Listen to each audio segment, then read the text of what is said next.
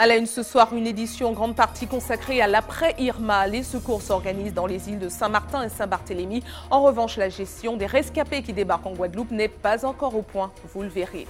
Et dans l'actualité en Martinique, cet accident mortel au large des Anses d'Arlé. Un plongeur a été happé par les hélices d'un bateau à moteur. Le conducteur de l'embarcation ne s'est pas arrêté. Un appel à témoins a été lancé.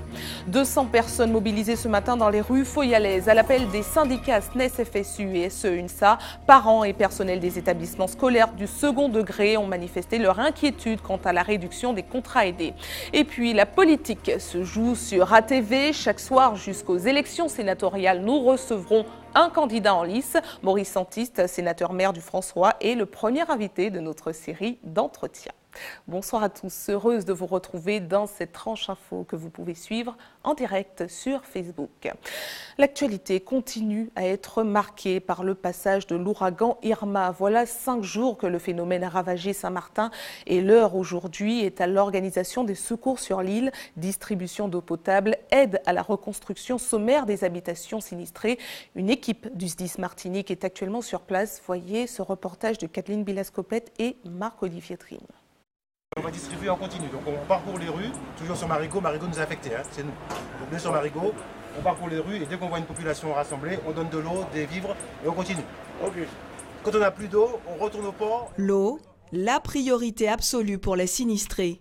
Ces habitants sont venus en nombre se procurer le précieux liquide. Avec l'appui des militaires, les pompiers martiniquais distribuent le chargement au compte-gouttes. Seulement 2 bouteilles par personne.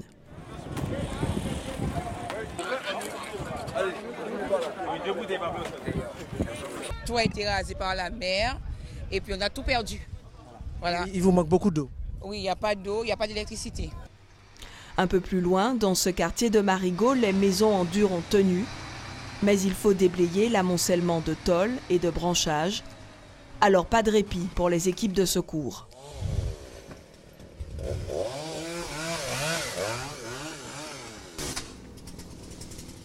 Nous avons dégagé 2 voies pour permettre aux véhicules de mieux circuler sur cette voie.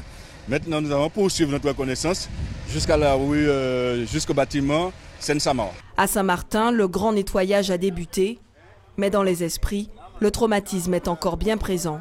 Ça t'a fait la peine pour voir que sa maison qui j'ai crasée, mon sans-abri avait pour voir un deuxième qui a frappé nous encore. Les nous tendent. L'autre là, deuxième là, fait l'autre route, mon cher, on commence à danser. J'ai eu une tôle qui m'a coupé parce qu'il fallait un moment courir et même passer par par une fenêtre pour essayer parce que les enfants criaient et j'étais seule avec mes 2 enfants et c'était vraiment traumatisant. 32 agents du SDIS Martinique sont déployés dans l'île dévastée et pour eux, la tâche ne fait que commencer. Et en plus des hommes du SDIS Martinique, des équipes de secours venues de la Guadeloupe et de l'Hexagone sont dépêchées sur place. Après une semaine sans eau ni électricité, les rescapés espèrent enfin améliorer leur quotidien en attendant d'être évacués. C'est un reportage de nos confrères de TF1. Sachez également pour votre sécurité que des restrictions de circulation seront en vigueur ce soir de 19h à 7h. Il sera interdit de circuler sauf nécessité absolue. Obtenir des informations fiables, enfin. Depuis peu, l'une des stations radio de l'île émet à nouveau, preuve que certaines infrastructures commencent à refonctionner. On a été coupé du monde pendant à peu près 4 jours, et 5 jours facile. Ouais. Et aujourd'hui, on commence à avoir un petit peu d'informations, ça commence à s'organiser un petit peu, mais c'est encore très compliqué pour survivre. Je pense que d'ici à peu près 3-4 mois, on pourrait quand même avoir une île qui pourrait tourner correctement. Tout ne se fera pas en un jour, mais le cours de la vie reprend lentement. Dans cette station-service, les habitants peuvent désormais remplir leurs réservoirs. Maximum 20, ouais. 20 seulement, 20 par personne.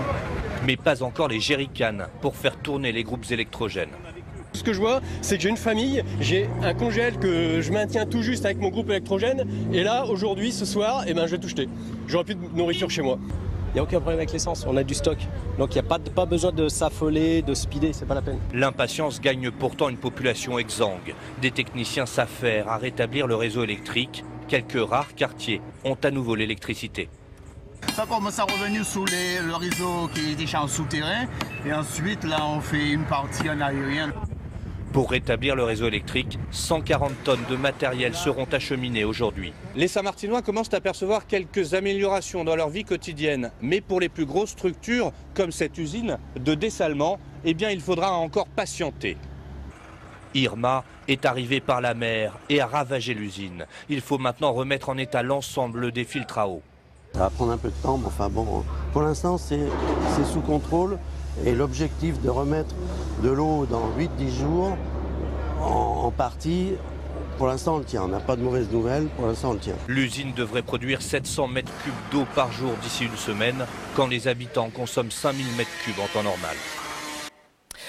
Autre île frappée par l'ouragan Irma, située à 20 km au sud de Saint-Martin, Saint-Barthélemy est encore aujourd'hui très fragilisée. Un tiers des habitations a été touché et les secours doivent également s'organiser sur place. Reportage de nos confrères de TF1. Chaque jour, 8 allers-retours sont assurés entre Pointe-à-Pitre et Saint-Barthélemy par avion. Aux commandes, Dorian le Martiniquais et Malika la Guadeloupéenne, bouleversée de ce qu'elle voit depuis le cockpit. J'avoue que ça fait vraiment mal au cœur. Ce sont des gens qu'on côtoie tous les jours. Donc, et on a vraiment eu sur le premier vol l'impression d'être un peu quelque part des sauveurs, puisqu'on leur amenait du matériel, on leur amenait des groupes, on leur amenait de l'eau, de quoi survivre entre guillemets. Donc c'est vraiment un sentiment de grande tristesse. Depuis l'avion, les dégâts sur les bâtiments ne sont pas évidents à voir. Mais une fois au sol, on est tout de suite frappé. Pas de chiffres officiels, mais les habitants parlent d'au moins un tiers des maisons inhabitables. Sur la route principale, une file ininterrompue de voitures. Elles rejoignent la station essence. Depuis ce matin, c'est comme ça, c'est la file. On attend. Ils avaient prévu déjà hier qu'on devrait avoir de l'essence, donc les gens viennent et bon, ça va se libérer. On attend. Moi, j'ai 2h30 ici qui fait la queue déjà. Mais d'abord, il faut faire de l'essence. Après, il faut aller au magasin, mais il doit y avoir du monde aussi, je pense. Hier, j'ai été, c'était inaccessible. Trop de monde. Voilà. Une certaine philosophie règne ici malgré l'immense chantier qui s'ouvre. Au-delà des maisons, la végétation est ravagée partout et il faudra beaucoup de temps avant de retrouver les paysages de cartes postales que les touristes venaient chercher ici. Et les réfugiés d'Irma sont de plus en plus nombreux à affluer à l'aéroport de Pointe-à-Pitre. Des volontaires sont prêts à héberger les sinistrés, mais les autorités semblent dépassées. Voyez les explications de Marie Tricot et de Michelet François. Dans son quartier, l'Aïdi a monté un collectif d'hébergement solidaire. Depuis l'arrivée des premiers réfugiés, il espère pouvoir offrir un toit à quelques familles. On a du mal à comprendre ce dont ont besoin les autorités locales. C'est-à-dire C'est-à-dire, j'ai à peu près une quarantaine d'hébergements proposés. Et là, en 4 heures, c'est la première proposition qu'on a, quoi. Ces touristes britanniques iront dormir chez l'Aïdi cette nuit. Demain, ils reviendront à l'aéroport dans l'attente d'un vol pour rentrer chez eux. Pour l'instant, on ne sait rien. C'est trop tôt pour savoir. Mais évidemment, il n'y a pas de vols aujourd'hui. Julien et sa famille viennent de Saint-Barthélemy. Ils n'ont plus de maison. Seule solution pour redémarrer, rejoindre Paris où des proches pourront les aider. C'est la galère. Je viens d'aller voir. Je pense pas qu'on va pouvoir partir de suite. Qu'est-ce qu'on vous a dit ? On m'a dit qu'il fallait attendre, qu'il fallait rester là. Touristes saint-martinois et saint-barthinois voulaient fuir le chaos laissé par Irma. Ils veulent désormais partir de ce centre d'accueil. On va approcher des compagnies aériennes, soit Air Caraïbes, soit celles qui vont sur la métropole. Et ceux qui n'ont pas complètement tout perdu sont prêts à mettre le prix. Si je dois payer pour partir, je le ferai. Les compagnies aériennes sont saturées par les demandes, mais pour l'heure, aucune ne s'engage à affréter des vols supplémentaires pour les sinistrés. Ça va dépendre des places disponibles sur les vols commerciaux réguliers, sur la métropole, et ensuite peut-être des vols éventuels qui vont se déclencher. Mais là, à ce stade de l'information aujourd'hui, on ne peut pas savoir. 500 réfugiés de plus ont atterri en Guadeloupe. Quelques heures après, la majorité ne savait toujours pas où passer la nuit. Et après le traumatisme, il faut remettre de l'ordre dans les esprits. C'est là qu'interviennent les psychologues. Une cellule a été mise en place afin d'accompagner les rescapés qui arrivent en Guadeloupe. Voyez les explications de Linda Keharsi. À l'écart de l'agitation du centre d'accueil d'urgence Paul Caraïbes, Des survivants d'Irma racontent leur calvaire à l'abri des regards. Les gens ont besoin de parler à quelqu'un. Il y en a qui refusent parce qu'ils sont dans un état de sidération totale, dans le déni. Pas mal de refus de personnes qui ne réalisaient pas que le débriefing pouvait leur permettre d'échapper au stress post-traumatique trop profond. Et puis il y a d'autres qui réalisent tout à coup que cette catastrophe, c'est une apocalypse et que tout est détruit et que leur vie ne peut pas se continuer. Peu à peu, ils mettent des mots sur ce qu'ils comparent à l'enfer. De l'angoisse liée à une porte qui peine à résister à des vents violents, la peur de perdre ses enfants retranchés dans une salle de bain. Autant d'émotions que les Saint-Martinois n'oublieront jamais. Ce qui est important, c'est leur émotion, c'est leur expression, c'est pouvoir dire ce qu'ils ressentent immédiatement et ce qui domine. Donc tous les gens que j'ai vus ce matin, c'est ce profond sentiment d'abandon, d'être abandonné de tout le monde. Je pense que la prise en charge psychologique est quelque chose d'indispensable, mais elle doit se continuer pour les gens qui sont demandeurs. On ne peut pas laisser les gens dans un tel désarroi. N'oublions pas que cette catastrophe a vraiment entamé leur vie. Il y a des personnes qui ne savent même pas ce qu'il adviendra dans les prochains jours. Après, ce sera encore plus difficile à gérer. Il faudra désormais du temps à ces rescapés pour surmonter les traumatismes liés à l'ouragan Irma. Il aura brisé de nombreuses vies et jeter une ombre sur l'avenir. Et notez que les compagnies aériennes se mobilisent. Air Antilles Express a annoncé la reprise de ses vols vers et au départ de Saint-Barthélemy. Un tarif exceptionnel sera appliqué jusqu'au 18 septembre prochain. En revanche, pour cette compagnie, les liaisons avec Saint-Martin restent suspendues. De son côté, Air France a mis en place un vol supplémentaire entre Pointe-à-Pitre et Paris ce jeudi 14 septembre. La solidarité pour les sinistrés d'Irma s'organise également depuis l'Hexagone. Plusieurs associations ont lancé des collectes et de nombreux particuliers y apportent nourriture et vêtements. Toute une logistique mise en place avec l'appui de nombreux bénévoles. Voyez ce reportage de nos correspondants Éric Dupuis et Solène Boissé. Toutes ces culottes-là, c'est pareil à peu près. Juste pour les sous-vêtements. Ouais. Des petites mains pour une grande cause. Chérine est hollandaise et a vécu à Saint-Martin. Choquée par les ravages d'Irma, elle a souhaité donner ce qu'elle pouvait pour aider les victimes, c'est-à-dire son temps au moment de sa pause déjeuner. C'est assez frustrant de voir tout ce qui se passe quand on est de là-bas et qu'on est ici et on n'a pas l'impression de pouvoir aider. Donc je pense que tout ce qu'on peut faire, ça compte. Et ça compte beaucoup car depuis ce lundi matin à la maison de Saint-Martin à Paris, les colis affluent. Comme Kevin, originaire du Morne-Vert en Martinique, ils sont des dizaines à venir avec les valises pleines. J'ai ramené plein de vêtements d'enfants qui étaient trop petits pour la fille. Ça peut aider. Wendy réceptionne les colis depuis vendredi. La Saint-Martinoise se réjouit de l'arrivée par tonnes de vêtements. Mais maintenant, elle espère pouvoir envoyer un maximum de nourriture vers son île natale. On commence à avoir des messages un peu alarmants qui nous disent qu'ils ont besoin de nourriture, que là, ça commence à être très compliqué pour se nourrir. Pas de problème. On est au 54 rue de Varennes. Toute cette opération rondement menée est dirigée par Olivier. Avec l'aide de plusieurs sociétés d'emballage et de transport, il espère acheminer le plus vite possible les dons vers les Antilles. Donc tous les colis seront conditionnés dans l'après-midi et ils seront amenés sur l'aéroport, à l'aéroport d'Orly et affrétés par Air Caraïbes pour arriver à Pointe-à-Pitre. Et ensuite de Pointe-à-Pitre, il y aura des personnes qui vont réceptionner, mettre sur un bateau pour que ça arrive à Saint-Martin.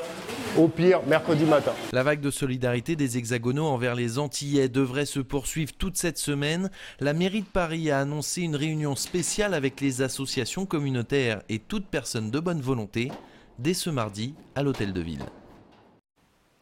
Et l'île de Saint-Martin, dévastée, ne peut logiquement plus être inscrite sur le parcours des bateaux de croisière. Le Celebrity Equinox qui devait y faire escale a été détourné chez nous. Avec 2800 passagers à bord, le paquebot a accosté à la Pointe-Simon ce matin et le CMT n'a eu que 5 jours pour préparer l'accueil des touristes. Voyez les précisions du directeur du développement du CMT qui s'exprime face à la caméra de Jean-Marc Dabreu.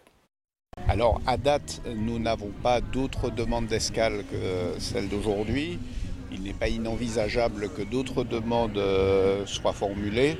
Et nous dressons le vœu que rapidement les infrastructures puissent être remises en état de manière à ce que l'ensemble de la Caraïbe, qui est la première destination croisière au monde, puisse retrouver l'ensemble de son attrait, les particularités de chaque destination.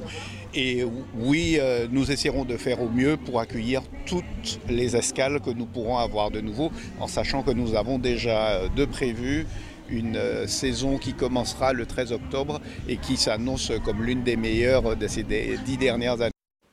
Restez avec nous à suivre dans un instant. Nous irons à Paris. Un terrible drame familial s'est joué sur le quai de la gare de Noyon en Ile-de-France. Un père de famille a tué sa femme et ses 2 enfants avant de se donner la mort. En politique, les élections sénatoriales sont programmées à la fin de ce mois. Nous recevons ce soir Maurice Antiste, unique candidat sortant à se représenter. Et puis dans notre JT des communes, Hubert Bornil nous parlera de la mise en place des 2 fois 1 voix sur la RN1 en direction du Robert. Mais avant, parlons de ce terrible accident qui a eu lieu hier soir aux alentours de 17h30 au large de Grand'Anse, aux Anses d'Arlay. Un homme de 27 ans a été percuté mortellement par un bateau à moteur avec plusieurs personnes à bord alors que l'homme effectuait des activités sous-marines. Le pilote de l'embarcation ne s'est pas arrêté, mais rien n'indique pour l'instant qu'il se soit rendu compte de l'accident. Une enquête a été ouverte pour déterminer les circonstances du drame. Voyez les précisions du procureur de la République qui s'exprime face à la caméra de Jean-Marc Dabreu. Hier, entre 17h et 18h, au niveau de la plage des Grand'Anses d'Arlay, un gendarme mobile qui était ici en vacances est décédé des suites de ses blessures après avoir été percuté par un hors-bord alors qu'il effectuait une sortie en mer en pêche sous-marine en apnée. L'intéressé, donc, malgré l'aide immédiate de l'ami avec lequel il s'est trouvé, donc décédé avant même d'avoir pu être pris en charge par les services de secours. La première chose que nous recherchons, c'est bien naturellement la présentation du pilote de l'engin qui a ainsi percuté ce plongeur et qui évidemment aurait tout intérêt à venir spontanément à la brigade de recherche du marin pour pouvoir ainsi expliquer les circonstances de ce drame. Le deuxième élément que nous recherchons, ce sont des témoins directs de cet accident, s'il y en a, et qui pourraient ainsi utilement donner des indications sur les circonstances très précises de cet accident, sachant que celui-ci s'est produit sur la tranche courant de 17h à 18h au niveau donc de cette plage de Grand'Anse d'Arlay.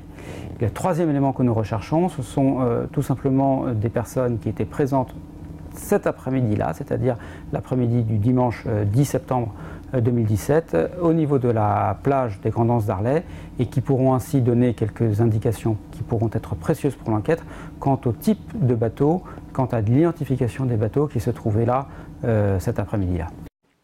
Notez qu'un appel à témoins a été lancé par la compagnie de gendarmerie du Marin pour déterminer les circonstances du drame. Une ligne unique a été mise en place pour recueillir les témoignages. Vous la voyez, 05 96 60 91 42.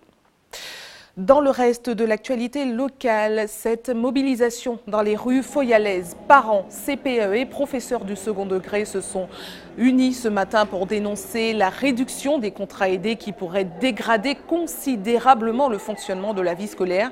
La décision prise par le gouvernement est pointée du doigt par les syndicats SNES, FSU et SE-UNSA qui redoutent un impact négatif pour la jeunesse martiniquaise. Voyez les précisions de la secrétaire générale du syndicat enseignant SE-UNSA qui s'exprime face à la caméra de Louis Sabas.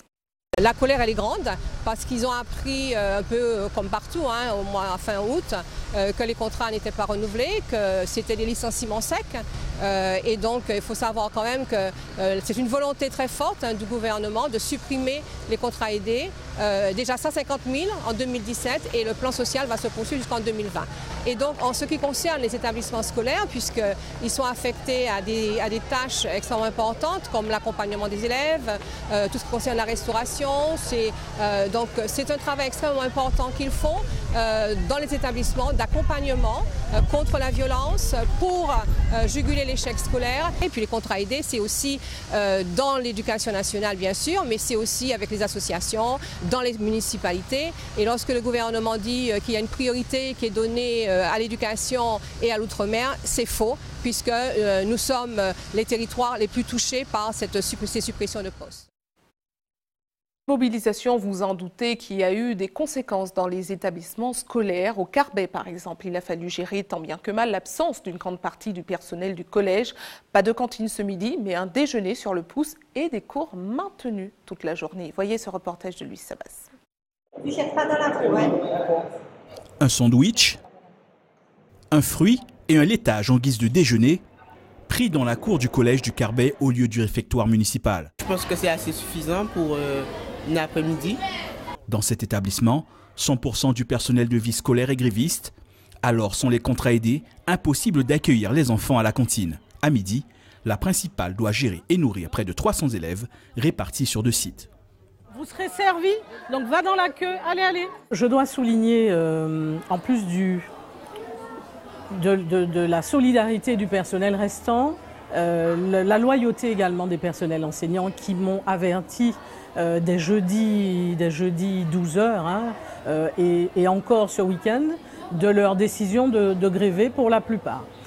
Donc ça m'a permis dès le jeudi après-midi de prendre la tâche de la restauration scolaire de la mairie du Carbet qui gère cette partie, négocier avec eux pour être livrés des paniers repas pour nos élèves demi-pensionnaires entre midi et 2. La mobilisation contre la suppression des contrats aidés prive aussi l'établissement de 9 enseignants sur les 21 attendus.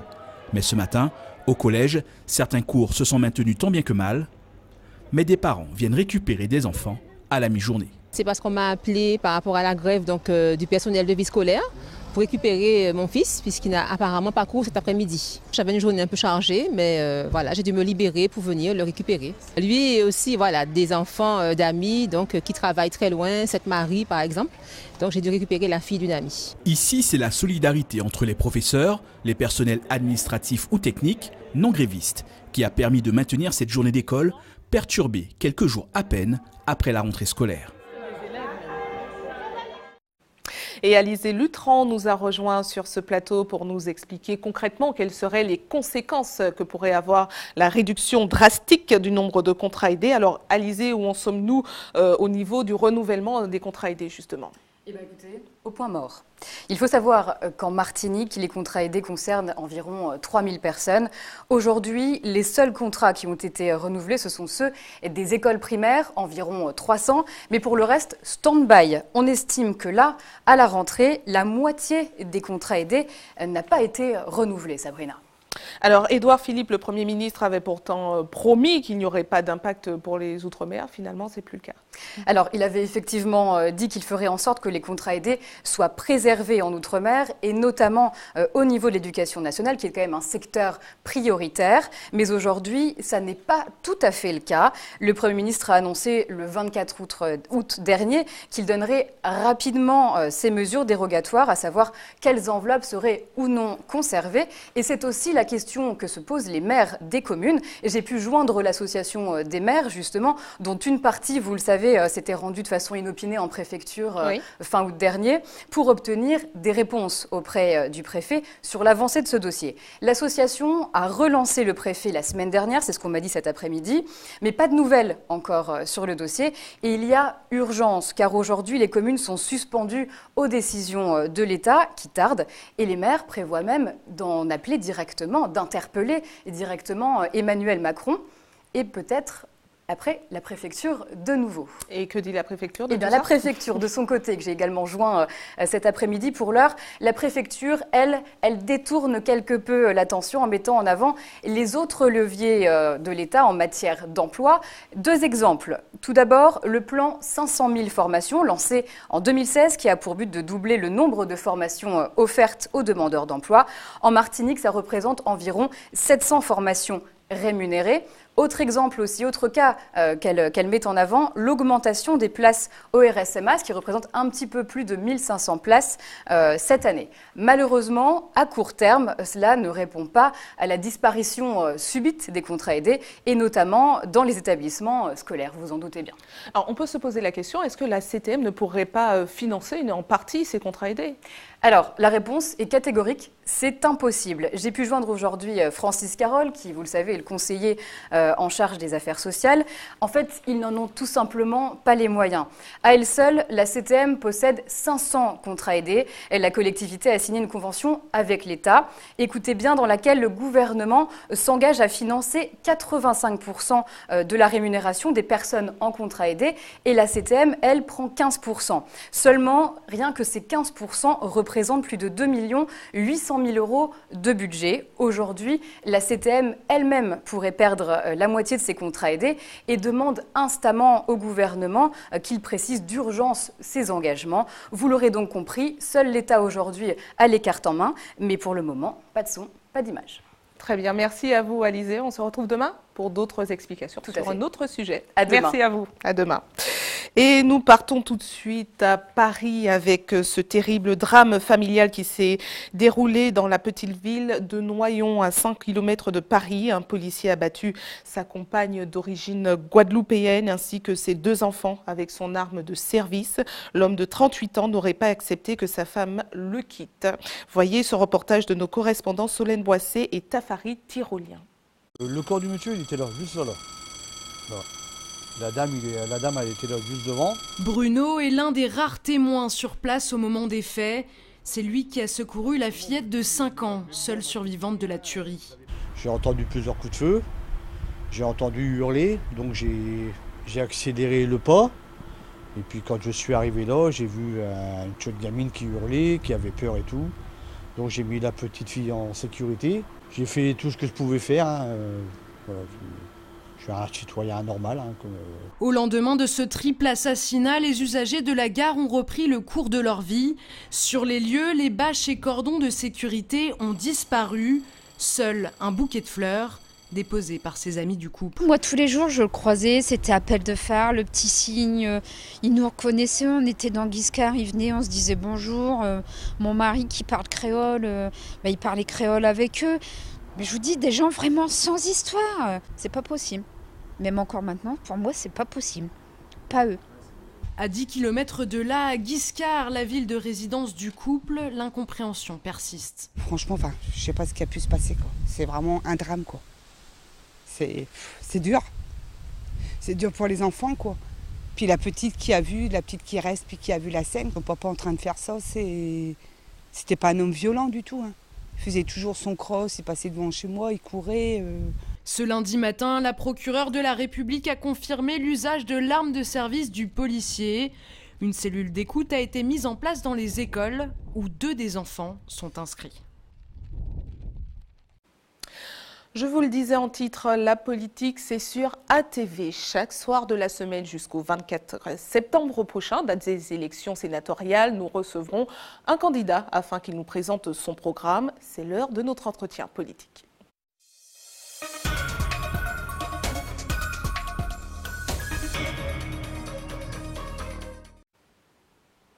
Et c'est Maurice Antiste, sénateur maire du François, qui ouvre avec nous la série d'entretiens. Il est le seul candidat à se représenter puisque Serge Larcher, autre candidat sortant, n'est pas en lice. Pour l'instant, Maurice Antiste aménage son emploi du temps entre ses missions de maire et de sénateur. Mais avec la loi du non-cumul des mandats, il devra renoncer à sa fonction de maire s'il est réélu sénateur.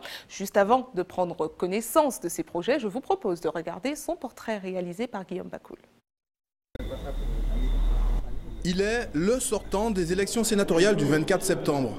En lice pour un second mandat, Maurice Antiste doit, comme tous ses adversaires, tenter de conquérir le vote de quelques 860 grands électeurs. Un exercice rare et qui peut se révéler déroutant face à des délégués des communes d'une autre sensibilité politique, comme ici, à Rivière-Pilote. Mais le sénateur-maire compte s'appuyer sur son bilan.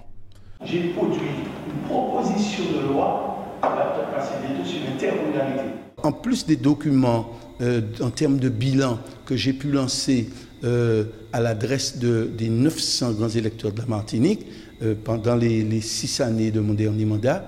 En plus de ça, je crois qu'il était nécessaire de les rencontrer, de leur rappeler ce qu'on avait fait. Dans sa quête de réélection, Maurice Antiste est soutenu comme Catherine Conconne par Ensemble pour une Martinique nouvelle, très largement représenté parmi les grands électeurs. Il refuse cependant de tout miser sur le jeu des alliances et tente de convaincre avec un programme recentré sur les réalités locales.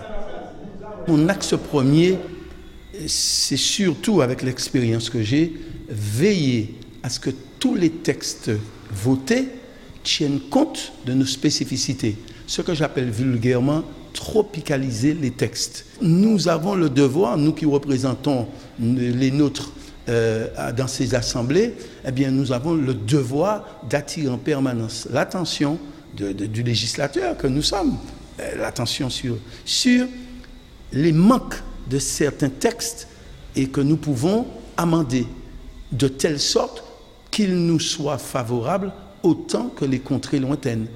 Une réalité endémique que le créateur du mouvement populaire franciscain devrait néanmoins suivre d'un peu moins près en cas de victoire. En effet, il ne pourra pas cette fois-ci cumuler mandat de maire et de sénateur. Après 22 années passées à la mairie du François, le quotidien de maire, comme cette livraison de logements sociaux, sera abandonné sans nostalgie. Rien ne remplacera le local. C'est le plus beau des mandats, c'est sûr. Mais il ne faut pas non plus s'y attacher. Le mandat national est intéressant parce qu'on a l'impression vraiment d'avoir des moyens de toucher du doigt les réalités de nos contrées, même si celles-ci sont bien plus loin. Et tout simplement pourquoi? Parce qu'on est géré par la loi et la loi se fait là-bas. Si à 64 ans, il souhaite désormais inscrire son combat politique sous d'autres latitudes, Maurice Antiste devrait, quoi qu'il arrive, continuer d'occuper une fonction au sein de l'équipe municipale. Alors, on va commencer cette interview de façon pédagogique puisque les missions de sénateurs sont encore floues pour beaucoup. Alors, quel est votre bilan déjà? Qu'est-ce que vous avez fait qui peut expliquer vos missions? Le bilan, il est plutôt lourd puisque j'y ai passé 6 ans. J'ai passé 6 ans au Sénat. Et c'est intervenir tout le temps. Et comme je le disais dans le reportage, la mission première, c'est veiller en permanence que les textes puissent s'adapter à nos régions. Et je vous assure que ce n'est pas un simple travail. C'est aussi interpeller le gouvernement qui est obligé de nous répondre, l'interpeller régulièrement sur les problèmes quotidiens, les problèmes ponctuels de nos régions. Et ensuite, c'est aussi accompagner ceux qui sont en difficulté, toute la diaspora antillaise, donc martiniquaise, qui se trouve là-bas et qui a besoin d'accompagnement, qui a besoin de soutien. Nous réussissons tantôt quelques prouesses, mais ce n'est pas toujours le cas, c'est difficile. Alors, on rappelle que pour cette élection, tous les Martiniquais ne seront pas appelés aux urnes puisque ce sont uniquement les grands électeurs. Ils sont 860 au total. Alors, comment se passe une campagne sénatoriale du coup? C'est très intéressant. Il n'y a pas de meeting. Pas de meeting. Il faut simplement aller à la rencontre des grands électeurs. Vous l'avez bien signalé, les grands électeurs, ce sont les conseillers territoriaux, ce sont également tous les conseillers municipaux, maires compris. Et cela fait un total de 860 à peu près dans ce pays. Il faut aller les voir. Mais il ne faut pas se contenter d'attendre le moment pour aller les voir. Il faut les entretenir. Et les entretenir, c'est leur faire savoir régulièrement ce que vous faites par des bilans. Et j'ai envoyé régulièrement 3 bilans en 900 exemplaires à l'ensemble de cette représentation. Pour qu'ils se rendent tous compte de vos actions. Régulièrement des actions faites. Alors, est-ce que la campagne a une réelle importance ou finalement les grands électeurs votent automatiquement pour leur groupe politique? Non, je dois dire que... Est-ce que finalement les grands électeurs, ils lisent vos bilans? J'espère, mais il vaut mieux les envoyer que ne rien dire et que ne rien faire. Je crois que c'est une élection très politique, c'est vrai. Ils ne sont pas nombreux, ils ne sont que 860, mais il est bon d'aller les trouver parce que c'est plus mal de ne pas les voir, ils peuvent interpréter. En tout cas, je fais confiance à ces grands électeurs qui écoutent ce qu'on leur dit. Les 11 candidats que nous sommes, eh bien, nous nous retrouvons régulièrement tous les soirs à fréquenter les mairies de la Martinique parce qu'il faut dire des choses, il faut convaincre et il faut qu'on vous connaisse également. Alors, on l'a dit, vous devrez renoncer à votre fonction de maire si vous étiez réélu sénateur. Alors, comment avez-vous fait le choix entre vos deux fonctions? On se rend compte que finalement, ce n'est pas la proximité avec les électeurs qui compte. Est-ce que c'est plus une question d'indemnité? Comment ça se passe? Non, certainement pas.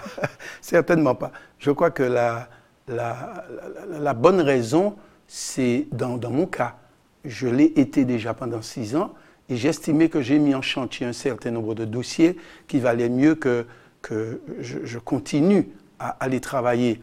Deuxièmement, c'est pour moi l'occasion de saluer mon ami et frère politique Serge Larcher, qui après 2 mandats se retire. Mais je crois qu'il est bon aussi que les deux nous ne disparissions pas en même temps. Question d'assurer la transition. Mais ça, ce n'est pas un argument de poids. En tout cas, l'argument qui compte, c'est celui de continuer à représenter avec le plus grand sérieux, avec la plus grande vigilance, en tout cas, le pays qui peut être malmené à travers des textes votés ça et là et qui ne nous concernent pas. Et ça ne vous fait pas de peine d'abandonner, si on peut dire, vos électeurs franciscains? Je ne les ai pas encore abandonnés. Oui, mais bon, donc, si vous êtes réélu, si je suis réélu, vous mettez en oui, position je dois dire que j'ai un abandonner. tel attachement à cette commune et aux citoyens, mais je veux le rappeler en même temps, il ne faut pas qu'ils l'oublient, qu'ils ne mettent jamais en place un maire, mais qu'ils mettent en place une équipe municipale. Vous avez déjà défini qui vous remplacera? On est en plein pour vous parler, mais en tout cas, il y a des gens dans mon conseil qui ont largement la capacité d'occuper ce poste. Et on le saura, évidemment, après le succès que vous me souhaitez, j'ai bien compris. Toujours dans la pédagogie, combien gagne un sénateur? Alors, un sénateur, c'est très intéressant comme question. Un sénateur gagne autour de 5 000 €, voire un petit peu plus, comme indemnité. Mais cependant, jusque sur ce dernier mandat, il existait ce qu'on appelle l'IRFM, indemnité forfaitaire, qui vous permettait, et c'est autant, c'est 5 000 voire 6 000 €, qui vous permettait d'assurer vos dépenses en liaison avec votre fonction.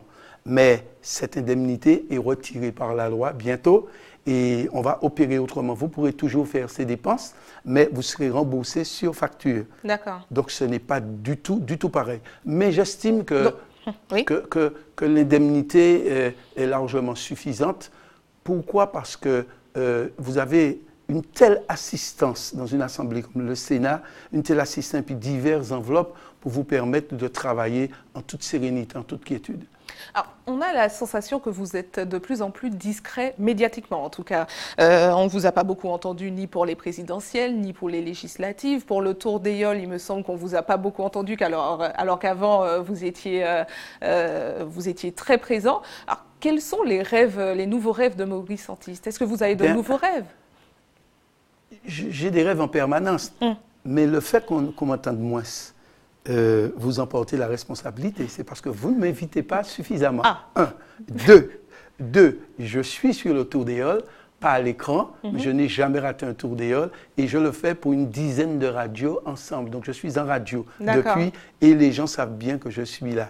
Et puis vous avez dit autre chose, les législatives, je les ai faites à fond avec mon ami politique et mon ami tout court, Josette Manin. Donc, je suis sur le terrain, mais c'est pour moi l'occasion d'ailleurs de demander à TV de s'intéresser plus à ce que je fais. Comme ça, les gens sauront. Mais il faut nous inviter. Invitez-nous quand vous faites des actions. Dès ce soir, je vous inviterai. Très bien, merci. Merci à vous d'avoir répondu à nos questions. ATV, toujours plus proche de vous, c'est le moment de mettre en lumière certaines initiatives qui pourraient vous intéresser. Place tout de suite à notre JT des communes.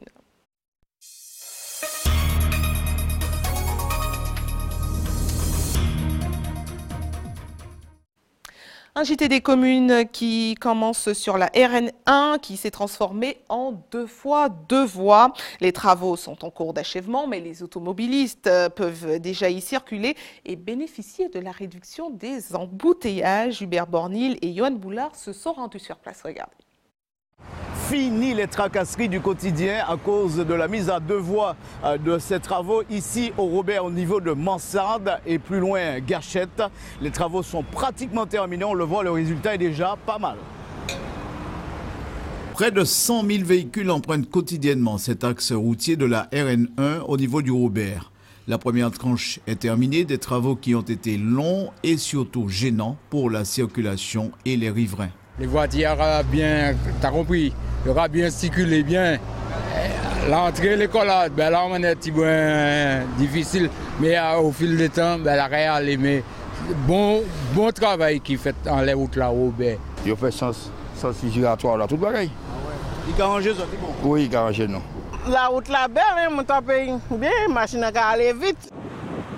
C'est une opération de 12 millions d'euros qui a été rondement menée. Donc les difficultés essentielles, on va dire, étaient de l'ordre des réseaux, des réseaux des concessionnaires, donc le réseau XISM et puis des réseaux d'EDF. L'un des éléments les plus remarquables de l'opération, c'est la pose du mur anti-son au niveau des cités. On a construit un écran anti-bruit donc de 4 mètres de haut sur 300 mètres de long pour atténuer le bruit en le diminuant de 25 décibels. Satisfaction mesurée tout de même car certains riverains boudent franchement les passerelles et il y aurait une explication à cela. Avant, la tenante traversée par les Ecomax et puis là, nous devons traverser avec le passage piéton. Là aussi, ils auraient dû mettre les murs de sécurité, mais en pensant aux gens qui habitent là-bas et qui n'ont pas le moyen d'aller en véhicule. La mise à 2x2 voies offre incontestablement un nouveau confort de conduite sur cette portion de mansarde. Soulignons au passage que la vitesse y est limitée à 70 km/h. Une autre partie du chantier est encore en cours, celle de Gachette jusqu'à l'Estrade sur environ 2 km. Vous l'avez compris, on se dirige tout simplement vers la fin du chantier. Les opérations d'enrobé auront lieu la semaine prochaine, fin des travaux prévus octobre. Information pratique avant de refermer cette édition pour ceux qui souhaitent faire un don de sang demain. Un camion de l'EFS sera stationné de 9h à 14h sur le parking du centre commercial Carrefour de Cluny à Fort-de-France. Et puis comme chaque jour ouvré, une équipe sera également à votre disposition de 9h à 16h à la maison du don au CHU Pierre Zobda Kittmann au quartier L'Aména à Fort-de-France. Et c'est la fin de ce journal local et régional. Place tout de suite à l'actualité nationale et internationale avec nos confrères de BFM TV.